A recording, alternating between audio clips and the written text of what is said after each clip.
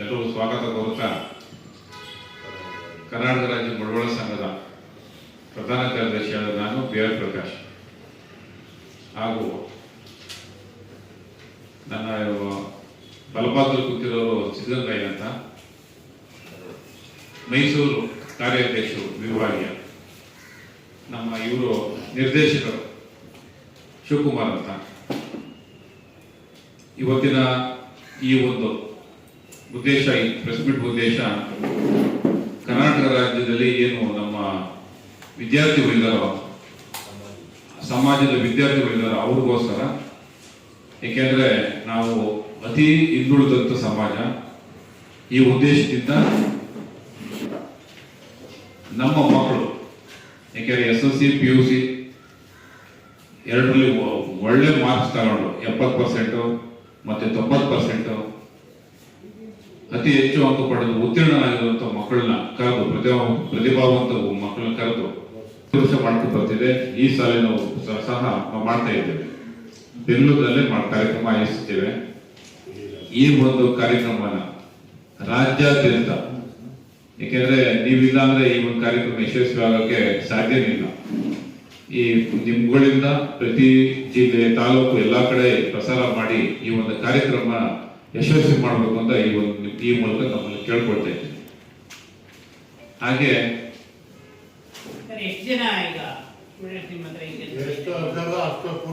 Sir, ಈಗ ನಾವು ಕಳೆದ ವರ್ಷ 500 ಮಕ್ಕಳಿಗೆ ನಾವು 490 ಮಕ್ಕಳಿಗೆ ನಾವು ಕೊಟ್ಟಿದ್ದೆವು ಸರ್. ಇದು SSLC ಮತ್ತೆ PUC ಎರಡಿಗೆ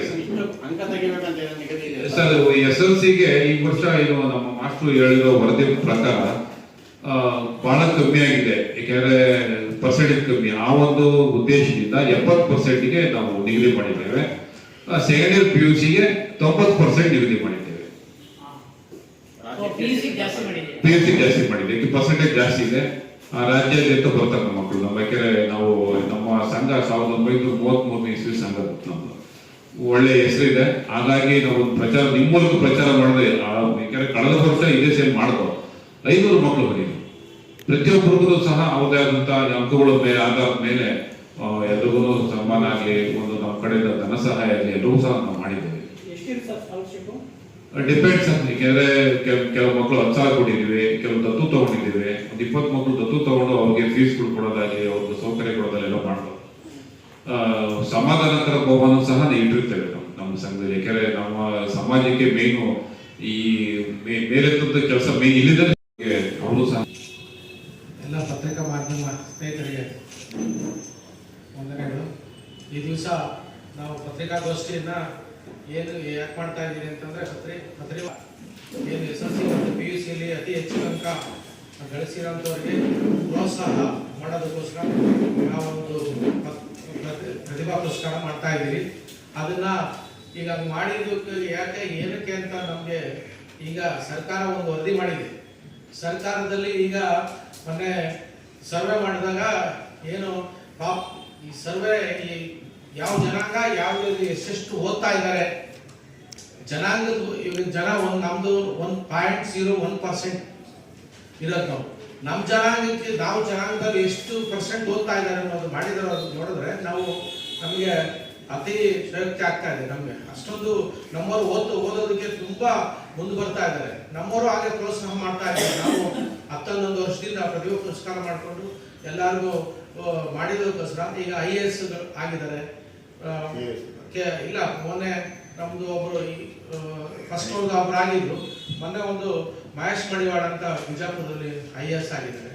ಈ ತರ ಆಗ್ತಾನೆ ಇದ್ದಾರೆ. ಅವರು ಪ್ರೋತ್ಸಾಹ ಕೊಡ್ತಾ ಇರೋದ್ರಿಂದ ಹೆಚ್ಚು ಜನ ಮುಂದೆ ಬರ್ತಾ ಇದ್ದಾರೆ ನಮ್ಗೆ. ಆದ್ರಿಂದ ನಾವು ಓದೋರ್ಗೆ ಈ ಫೀಸ್ಗಳು ಏನಾದ್ರು ಕಟ್ಟಕ್ಕೆ ಶಕ್ತಿ ಇದ್ದವ್ರು, ಬಡವರು ಏನೋ ಹುಡುಕಿ ಅವ್ರ ಮನೆಗಳಿಗೆ ಹೋಗಿ ಅದನ್ನು ಸರ್ವೆ ಮಾಡಿ ಆ ಫೀಸ್ ಕಟ್ಟಕ್ಕೂ ನಾವು ಈ ನಮ್ಮ ಮಕ್ಕಳಿಗೆ ನಾವು ಮಾಡ್ತಾ ಇದ್ದೀವಿ. ಈ ಪ್ರತಿಭಾ ಪುರಸ್ಕಾರದಲ್ಲಿ ಅತಿ ಹೆಚ್ಚು ಅಂಕ ಗಳಿಸಿದವ್ರಿಗೆ ಒಂದು, ಈಗ ನಮ್ಮ ಸೆಕ್ರೆಟರಿ ಮಾತಾಡಿ ಹೇಳಿದ್ದಾರೆ, ಆ ಥರ ಏನು ಕ್ಯಾಶು, ಒಂದು ಮೆಡ್ಲು, ಮತ್ತೆ ಮೂಮೆಂಟು ಎಲ್ಲ ಕೊಟ್ಟು ಅವರಿಗೆ ನಾವೇನು ಕೊಡೋದೇನು ಲೆಕ್ಕ ಇಲ್ಲ. ಅವ್ರೇನು ಕೇಳ್ತಾರೆ ಕೆಲವರು ಇಲ್ಲ, ಸರ್ ನಮಗೆ ಅದು ದುಡ್ಡು ಅದೆಲ್ಲ ಬೇಡ, ನಮ್ಗೆ ಒಂದು ಸ್ಟೇಜಲ್ಲಿ ನಮ್ಮ ಮಕ್ಕಳು ಕರ್ಕೊಂಡ್ರೋದಕ್ಕೆ ನೀವು ಗುರುಸ್ತೀರಾ ಅದೇ ನಮಗೆ ಸ್ಫೂರ್ತಿ, ನಮ್ಗೆ ತುಂಬ ಖುಷಿ ಆಗುತ್ತೆ ಸರ್ ಅಂತ ಪೋಷಕರು ಹೇಳ್ತಾರೆ. ಹಂಗಾಗಿ ನಾವು ಸುಮಾರು 8-10 ಲಕ್ಷ ಖರ್ಚು ಮಾಡಿ ಓದಕ್ಕೆ ಅಲ್ಲಿ ಮೆಸ್ ಬಿಲ್ಲು ಒಬ್ಬರಿಗೆ 3,500 ಬರುತ್ತೆ. ಅವರು ಹುಡುಗರು 2,000 ಕೊಡೋಕ್ಕೂ ಶಕ್ತಿ ಇಲ್ಲ. ಇನ್ನು ಸಂಘ 2,000 ಹಾಕಿ ನಾವು ಅವ್ರನ್ನ ಊಟ ಹಾಕೊಂಡು ಓದಿಸ್ತಾ ಇದ್ದೀನಿ. 50 ಜನ ಅಂದ್ರೆ ಏನು ಮಂತ್ರಿ ಮಾಲ ಹತ್ರ ಸ್ಟೇ ಮಾಡ್ತಾ ಇದ್ದಾರೆ, ಅವರು ನಮ್ಮ ಆಫೀಸ್ ಅಲ್ಲಿ ಇಟ್ಕೊಂಡಿದ್ದೀರಿ. ಎಷ್ಟು ಬರುತ್ತೆ ನೀವೇ ಅಂದಾಜು ಮಾಡಿ, ಒಬ್ಬ ಹುಡುಗನಿಗೆ ಒಂದು ದಿವಸಕ್ಕೆ ಎಷ್ಟು ಬರುತ್ತೆ ಅಂತ ಅಷ್ಟಿದ್ದು ಮಾಡಿ ನಾವು ಸರ್ಕಾರಕ್ಕೆ ಪ್ರತಿಭಾ ಪುರಸ್ಕಾರಕ್ಕಲ್ಲ, ಊಟಕ್ಕೆ ಕೊಟ್ರೆ ಸಾಕು, ಅವ್ರಿಗೆ ಕೈ ಮುಗಿದು ಕಾಲಿಗೆ ನಮಸ್ಕಾರ ಹಾಕ್ಬಿಡ್ತೀವಿ ನಾವು ಹಾಸ್ಟೆಲ್ ಹುಡುಗರಿಗೆ. ಈ ತರ ಇದೆ ಸರ್ಕಾರ ಧೋರಣೆ. ಏನಿದೆ ಮುಂದುವರೆದ ಜಾತಿಗಳು ಏನು ಎಲ್ಲ ಈಗ ನಾನು ಇಲ್ಲ ಮಾತಾಡ್ತೀನಿ, ಕುರುಬರು ಮತ್ತೆ ಒಕ್ಕಲಿಗರು ಹಾಸ್ಟೆಲ್ಗಳಿದಾವೆ, ಅಲ್ಲಿ ಫ್ರೀ ಕೊಡ್ತಾ ಇದ್ದಾರೆ. 3,500 4,000 ರೂಪಾಯಿ ಗೌರ್ಮೆಂಟ್ ಇಂದ ಕೊಡ್ತಾರೆ, ನಮ್ಗೆ 1 ರೂಪಾಯಿ ಕೊಡ್ತಾ ಇಲ್ಲ. ತಾರತಮ್ಯ ಯಾಕೆ ಅಂತಂದ್ರೆ ನಮ್ಮವರೊಬ್ರು ಕೇಳೋರಿಲ್ಲ ವಿಧಾನಸೌಧದಲ್ಲಿ, ಒಬ್ರು MLA ಇಲ್ಲ, ಒಬ್ರು MLC ಇಲ್ಲ. ನಾವು ಯಾವಾಗ ಫಂಕ್ಷನ್ಗಳಲ್ಲಿ ಬಂದಾಗ ಮುಖ್ಯಮಂತ್ರಿ ಕೊಟ್ರೆ 100% ಮಾಡ್ತೀನಿ PM ಹೇಳ್ತಾರೆ, ನಮ್ಮ ಮುಂದೆ ಹೇಳಿ ಒಂದು ತಿಂಗಳಲ್ಲಿ ಕೊಟ್ಬಿಡ್ಬೇಕ್ರಿ ಅಂತ. ಇಲ್ಲಿವರೆಗೂ ಇಲ್ಲ. ಈ ತರ ಆಗಿದೆ. ಹಂಗೆ ಸರ್ಕಾರದಿಂದ ಯಾವುದು ಬರಲ್ಲ, ಎಲ್ಲ ನಾವೇ ನಮ್ಮವರ ಡೊನೇಷನ್ಗಳು ಎಲ್ಲರೂ ಕಲೆಕ್ಟ್ ಮಾಡಿ ಹಾಕಿ ಮಾಡೋದು ನಾವು. ನಮ್ಮ ಮಕ್ಕಳು ವಿದ್ಯಾಭ್ಯಾಸ